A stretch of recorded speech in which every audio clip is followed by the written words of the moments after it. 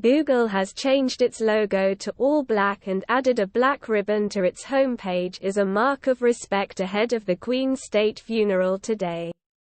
The logo, which usually appears in bright red, yellow, blue and green colors, was replaced with grey text in the UK on September 8, the day of the Queen's death. A black ribbon was also added below the logo, along with the message, "Thank you, Ma'am," and a link to reflect on the extraordinary life of Queen Elizabeth II. The grey logo was gradually rolled out to Google's homepages in some other countries over the following days.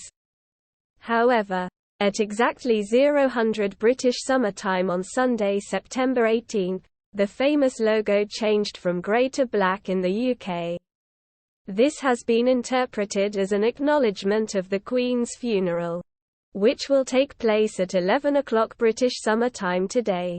Google's Chief Executive Officer Sundar Pichai sent his own personal message of condolence for the Queen, with a post on his personal Twitter account. "Sending our deepest condolences to the people of the UK and around the world mourning the passing of Queen Elizabeth II," he wrote on September 8. "Her steadfast leadership and public service have been a constant through many of our lifetimes. She will be missed." He was among several tech leaders, including Microsoft founder Bill Gates and Amazon CEO Jeff Bezos, to pay tribute to Her Majesty. "I feel honored to have met Queen Elizabeth, and I am very sad to hear of her passing.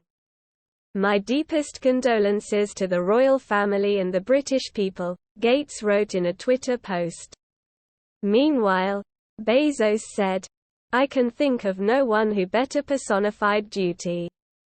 My deepest condolences to all the Brits mourning her passing today." Several Google users took to Twitter this morning to share images after spotting the change overnight. At 0000 Monday morning, UK time, the